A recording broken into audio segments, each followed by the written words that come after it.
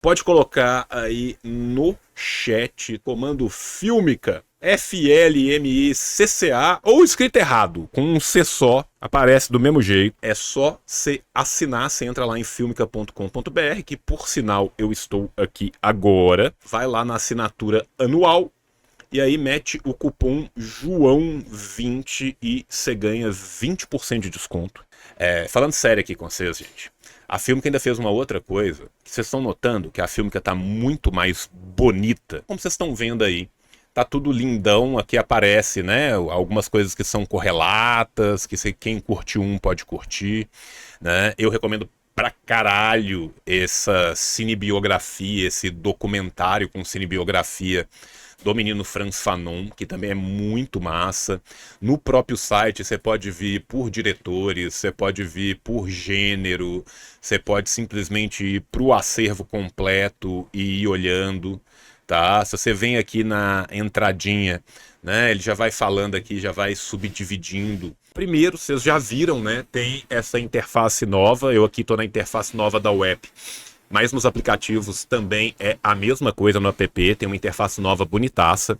Segundo, nas próximas semanas, eles estão terminando de fechar essa parte técnica, vai rolar a Filmica nas Smart TV da LG e da Samsung. Tem vídeo entrando praticamente toda semana.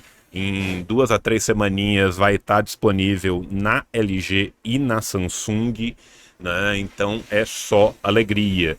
Lembrando também, gente, que Dona Filmica é responsável por boa parte das bibliotecas aqui também. Dona Filmica apoia o tio, não tem vergonha de andar de mão dada com o tio no shopping, não tem vergonha de apresentar o tio para a mãe no almoço de família do domingo. E não somente Dona Filmica está apoiando, né, o nosso canal, como a Dona Filmica também está apoiando os nossos projetos. Contar um negócio aqui, por que Dona Filmica é para casar? Dona Filmica vai ceder uma assinatura lá para o nosso cursinho em Neves, lá para o Curumim. É uma cidade que 93% das pessoas mal tem o 2º grau, né? Segunda cidade mais violenta para mulheres, uma cidade muito pobre. É um local onde as pessoas têm muito pouco acesso à cultura. Vamos fazer sessões de cinema lá no Curumim para as galheres e depois nós vamos discutir os filmes, sentar, pensar junto. Dona Filmica é gigantesca, faz um trabalho maravilhoso, é um serviço de stream que é nosso, né, que tem uma curadoria de arte cabulosa, que tem uma preocupação política que não tem em outro lugar, né? Então eu quero agradecer aqui mesmo de coração a Dona Filmica, que falou: não, vamos ficar mais um mês com você, tá? E depois a gente te tranca na jaula de cachorro louco do comunismo, joga sapole na sua cara e fica te chicoteando. Então evitem, muita coisa boa mesmo, tem clássico, tem coisa nova, tem cinema africano, tem cinema asiático, cole na Dona Filmica, que não dá erro! Beijo do tio, tchau. Falha e falhará, falha, falha e falhará, falha, falha e falhará. Olá, jovens! Estamos retomando o nosso projeto de ler os Citações do Presidente Mao Zedong, um vídeo que nós já fizemos no passado, retomando o nosso projeto de leitura e formação. Hoje nós vamos ler o 10º capítulo. Os capítulos de 1 a 9 já estão disponíveis no canal. Recomendo que vocês deem uma olhada. A ideia é fornecer no final um audiobook para todos, comentado, com os Citações do Presidente Mao Zedong, livro tão importante para o nosso campo. Vamos começar a leitura? Citações do Presidente Mao Zedong, capítulo 10, o papel dirigente dos comitês do partido. Esse livro está todo disponível no Marxist, tá? O link para a leitura de hoje vai estar disponível na descrição do vídeo. O sistema de comitês do partido é uma importante instituição do partido para assegurar a direção coletiva e evitar que um só indivíduo monopolize a condução dos trabalhos. Averigou-se recentemente, porém, que em alguns órgãos dirigentes, não em todos, evidentemente, é prática habitual que um só indivíduo monopolize a condução dos trabalhos e resolva os problemas importantes. As decisões sobre problemas importantes não são tomadas pela reunião do comitê do partido, mas sim por um único indivíduo, e os membros do comitê estão ali apenas por formalidade. As divergências de opinião entre os membros de um comitê não podem ser resolvidas e são deixadas em suspenso durante um longo período. Os membros do comitê do partido mantêm entre si uma unidade apenas formal e não real. Há que mudar essa situação. Daqui para o futuro, há que instituir um bom sistema de reunião dos comitês do partido em todos os órgãos de direção, desde os birôs do Comitê Central aos comitês de prefeitura, desde os comitês do partido na frente aos comitês do partido nas brigadas e nas regiões militares, subcomissões da Comissão Militar Revolucionária ou grupos de dirigente. Assim como nos grupos dirigentes do partido, dentro dos organismos governamentais, organizações populares, agências de notícias e jornais. Todos os problemas importantes, evidentemente, não os problemas insignificantes, triviais, nem os problemas cuja solução já tenha sido decidida após as discussões em reunião, necessitando apenas da respectiva execução, devem ser submetidos aos comitês para discussão, devendo os membros presentes apresentar completamente os seus pontos de vista e chegar a uma decisão precisa, a qual deverá então ser executada pelos membros interessados.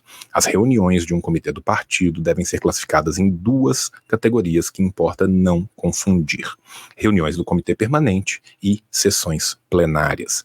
Além disso, devemos velar por que nem a direção coletiva, nem a responsabilidade individual sejam realçadas em termos de haver exagero com uma e negligência com outra. No Exército, os chefes têm o direito de tomar decisões de emergência durante os combates e sempre que as circunstâncias o exijam. Esse é um trecho sobre o fortalecimento do sistema de comitês de partido de 20 de setembro de 48, Obras Escolhidas, tomo 4. O secretário de um comitê do partido deve saber atuar como um bom chefe de esquadra. Um comitê do partido tem 10 a 20 membros. É comparável a uma esquadra do Exército e seu secretário é como o chefe da esquadra. Na verdade, não é fácil dirigir bem essa esquadra. Atualmente, cada birô ou subbirô do Comitê Central dirige uma grande região e assume tarefas muito pesadas. Dirigir não significa apenas decidir sobre a orientação geral e as medidas políticas específicas, mas também definir os métodos de trabalho corretos. Embora a orientação geral e as medidas políticas específicas sejam corretas, podem surgir ainda problemas se se descuram os métodos de trabalho. Para cumprir suas tarefas de direção, os comitês do partido devem apoiar-se nos homens da esquadra e habilitá-los a desempenhar-se inteiramente do seu papel. Para ser um bom chefe da esquadra, o secretário deve estudar com afinco e investigar profundamente. Um secretário ou vice-secretário só achará difícil dirigir bem os homens da sua esquadra se não cuidar da propaganda e do trabalho de organização entre estes, se não souber manter boas relações com o membro do comitê ou se não estudar a maneira de realizar reuniões com sucesso. Se os homens de esquadra não marcharem à mesma cadência, então será melhor nem pensar em dirigir as dezenas de milhões de homens no combate na edificação. É claro que as relações entre o secretário e os membros do comitê são tais que a minoria deve obedecer à maioria e diferem, portanto, das relações entre um chefe de esquadra e seus homens. Tudo o que dissemos foi apenas por analogia. Esse é um texto de Métodos de Trabalho dos Comitês do Partido, de 13 de março de 49, também do Obras Escolhidas, tomo 4. Terceiro trecho. Pôr os problemas na mesa. Isso é o que devem fazer tanto o chefe de esquadra como os membros do comitê. Não falar pelas costas, seja de quem for. Assim que surge um problema, convoque-se uma reunião. Ponham-se os problemas na mesa para que sejam discutidos. Tomem-se decisões e os problemas ficarão resolvidos. Se os problemas existem e não são postos na mesa, eles ficam durante muito tempo sem solução, podendo mesmo arrastar-se por vários anos. Entre o chefe da esquadra e os membros do comitê, deve haver mútua compreensão. Nada é mais importante do que a compreensão, o apoio e a amizade entre o secretário e os membros de um comitê, entre o Comitê Central e os seus birôs, bem como entre os birôs do Comitê Central e os comitês regionais do partido. Citação também do Métodos de Trabalho dos Comitês do Partido, de 13 de março de 49, presente no Obras Escolhidas, tomo 4. Quarto trecho. Trocar informações significa que membros do comitê do partido devem manter-se mutuamente informados e trocar pontos de vista a respeito das matérias que vão chegando ao seu conhecimento. Isso é de grande importância para que se consiga uma linguagem comum. Alguns não procedem assim, como os vizinhos de que fala Lao Tzu. Não se visitam durante toda a vida, embora cada um ouça o cantar dos galos e o ladrar dos cães dos outros. O resultado é não terem uma linguagem em comum. Também uma citação do Métodos de Trabalho do Comitê do Partido, de 13 de março de 49, Obras Escolhidas, tomo 4. Consultar os camaradas dos escalões inferiores sobre aquilo que não se compreende ou não conhece, não expressar com leviandade um acordo ou desaprovação. Nunca devemos fingir que conhecemos aquilo que não conhecemos, nem ter vergonha de consultar os nossos subordinados. Pelo contrário, devemos escutar cuidadosamente os pontos de vista dos quadros dos escalões inferiores. Há que ser aluno antes de chegar a ser professor. Antes de dar ordens, há que aprender com os quadros dos escalões inferiores. Aquilo que os quadros dos escalões inferiores dizem pode ser ou não ser correto. Depois de escutar, há que analisar. Nós devemos escutar os pontos de vista corretos e agir de acordo com eles. Também devemos escutar os pontos de vista errados vindos de baixo. Seria incorreto não os escutarmos completamente. Contudo, esses pontos de vista não devem ser seguidos, mas sim criticados. Próxima citação. Aprender a tocar piano. Quando se toca piano, os 10 dedos devem mover-se. Não se pode tocar apenas com alguns dedos, deixando os outros parados. Mas se os 10 dedos fazem pressão ao mesmo tempo, também não se consegue qualquer melodia. Para produzir boa música, os 10 dedos devem mover-se com ritmo e coordenadamente. Os comitês do partido devem agarrar bem nas mãos a tarefa central e, ao mesmo tempo, à volta dessa tarefa central, devem desenvolver um trabalho em outros domínios. Atualmente temos de nos ocupar de muitos setores. Devemos ocupar-nos do trabalho em todas as regiões, unidades militares e departamentos, e não dispensar toda a atenção apenas a uns quantos problemas, excluindo os demais. Onde quer que exista um problema, nós devemos tocar na tecla correspondente. Esse é um método que precisamos dominar. Alguns tocam bem piano, outros tocam mal, existindo uma grande diferença na melodia que produzem. Os camaradas dos comitês do partido devem aprender bem a tocar o piano. Agarrar com firmeza. Isso significa que o comitê do partido deve não somente agarrar a sua tarefa principal, mas ainda agarrá-la com firmeza. Só se pode dominar uma coisa se agarramos solidamente nas mãos, sem afrouxar um pouco que seja os dedos. Não agarrar com firmeza equivale a não agarrar coisa alguma. Naturalmente, ninguém pode agarrar o que quer que seja com a mão aberta. Quando fechamos a mão, não a fechamos com firmeza. Quando fechamos a mão, mas não a fechamos com firmeza, temos o ar de agarrar alguma coisa, mas tampouco conseguimos agarrar coisa alguma. Alguns dos nossos camaradas agarram, é certo, as tarefas principais, mas como não agarram com firmeza, não podem fazer bom trabalho. Sem agarrar, nada feito. Sem agarrar com firmeza, também nada feito. Ter os números na cabeça. Isso significa que devemos atender ao aspecto quantitativo das situações ou problemas e fazer uma análise quantitativa básica. Toda qualidade se manifesta numa quantidade determinada. Sem quantidade, não pode haver qualidade. Até a data, muitos dos nossos camaradas ainda não compreenderam que devem atender ao aspecto quantitativo das coisas. As estatísticas de base, as porcentagens principais e aos limites quantitativos que determinam a qualidade das coisas. Eles não têm números na cabeça e, por isso, não podem deixar de cometer erros. Avisos à população. As reuniões devem ser anunciadas com antecedência. É como se fizesse um aviso à população, de maneira que cada um fique a saber o que se vai discutir, os problemas que há para resolver e possa preparar-se a tempo. Em algumas localidades, as reuniões de quadro são convocadas sem que os relatórios e os projetos de resolução estejam prontos, sendo melhor ou pior improvisados quando os participantes já estão presentes. O que lembra o ditado que diz: as tropas e os cavalos chegaram, mas os víveres e as forragens ainda não estão prontos. Isso não é bom. Sem preparativos, não se deve convocar apressadamente uma reunião. Menos tropas, mas melhores, e uma administração mais simples. Intervenções, discursos, artigos e resoluções. Tudo deve ser claro e conciso. As reuniões também não devem ser demasiado longas. Prestar atenção à unidade e à colaboração com os camaradas que têm pontos de vista diferentes dos nossos. Há que atender a este princípio, tanto nos organismos locais como no exército. O mesmo é válido para as nossas relações com os indivíduos que não pertencem ao partido. Nós viemos dos mais distintos cantos do país e no nosso trabalho devemos saber unir-nos, não só com os camaradas que compartilham as nossas opiniões, como também com os que defendem pontos de vistas distintos. Guardar-se da arrogância. Isso constitui uma questão de princípio para os dirigentes, mas é também uma importante condição para manter a unidade. Nem mesmo aqueles que não cometeram erros graves e conseguiram grandes êxitos no trabalho devem ser arrogantes. Traçar duas linhas de demarcação. Primeiro, entre a revolução e a contra-revolução, entre Yan'an e Xi'an. Alguns não compreendem a necessidade de traçar tais linhas de demarcação.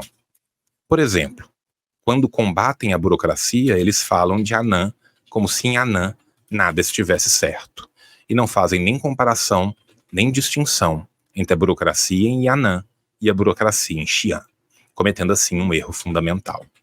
Segundo, no seio das filas revolucionárias é necessário proceder a uma clara demarcação entre a verdade e o erro, entre os êxitos e as falhas, e aclarar qual dos dois aspectos é o primário e qual o secundário. Por exemplo, dentro do conjunto, os êxitos são da ordem dos 30% ou dos 70%. Há que não subestimar nem sobreestimar.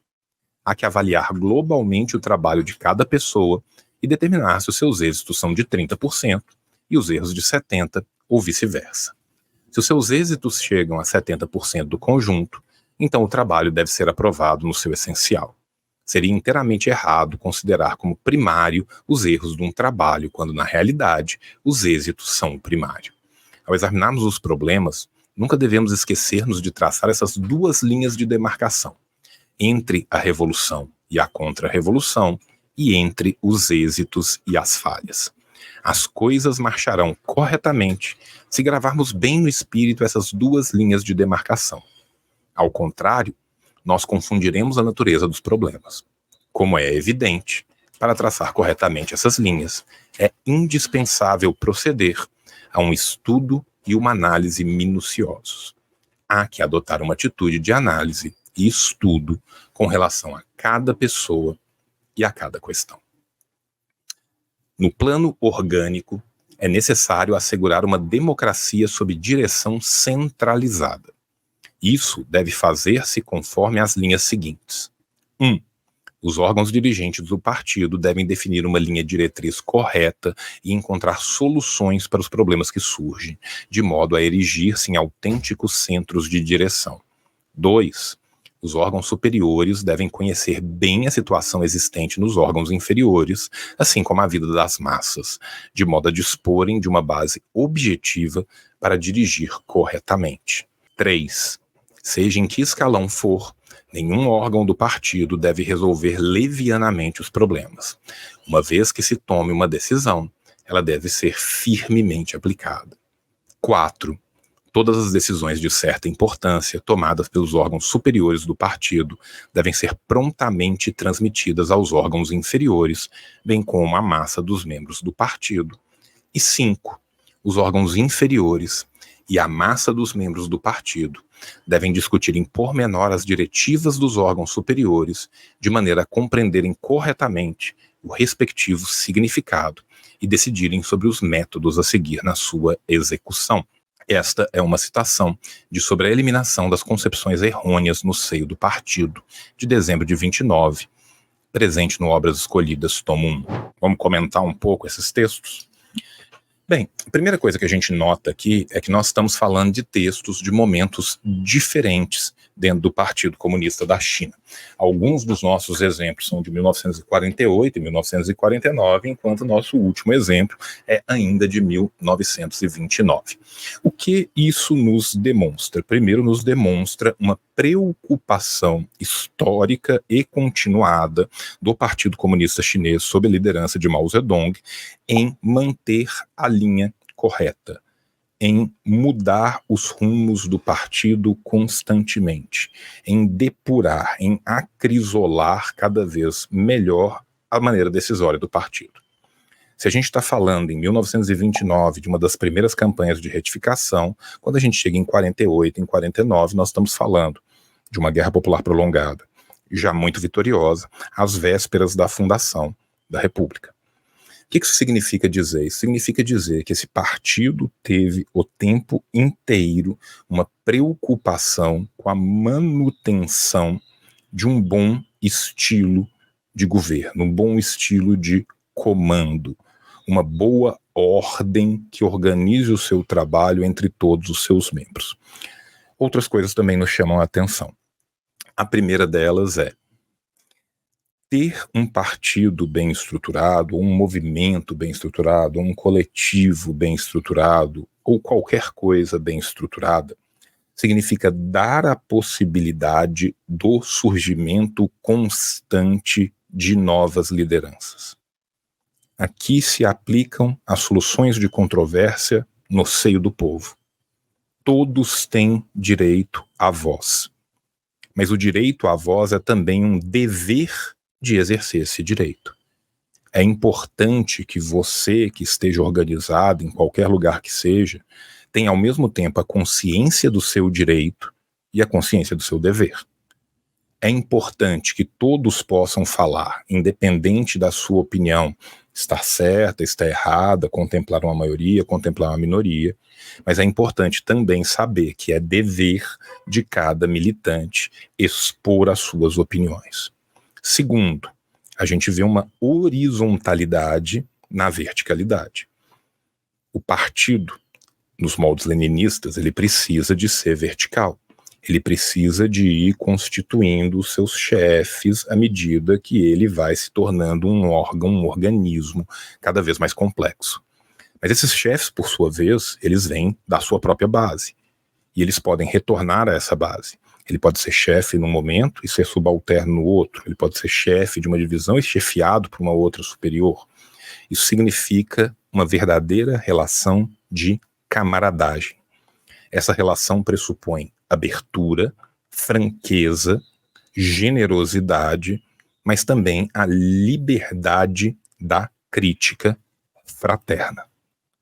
Nota-se que é exortado ao chefe buscar o auxílio da massa, estar com a massa, estar no povo, com o povo, para poder compreender as suas necessidades e também para aprender constantemente com esse povo, da mesma forma que todos os elementos que estão num momento de subalternidade em relação a uma determinada chefia em um determinado momento, têm a obrigação de trazer os problemas a claro, trazer as suas opiniões. Opiniões essas que devem ser ouvidas com gentileza, com fidalguia, abertas tanto para concordância como para crítica.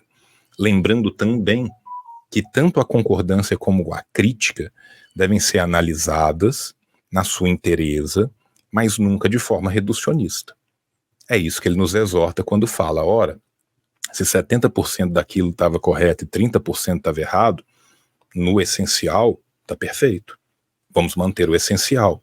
Vamos pontuar o que está errado.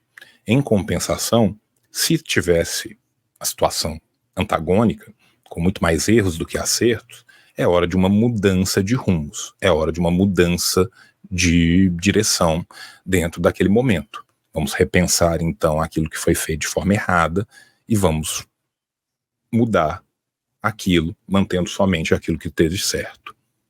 O tempo inteiro se fala em se dedicar de corpo e alma, em servir ao povo de todo o coração, sem arrogância, sem prepotência, em uma abertura que demonstre a horizontalidade dentro da verticalidade. Espero que vocês tenham gostado do vídeo de hoje. Voltaremos em breve com a nossa próxima leitura. Tchau, tchau. O capitalismo falhou, falha e falhará em cada uma das sociedades aonde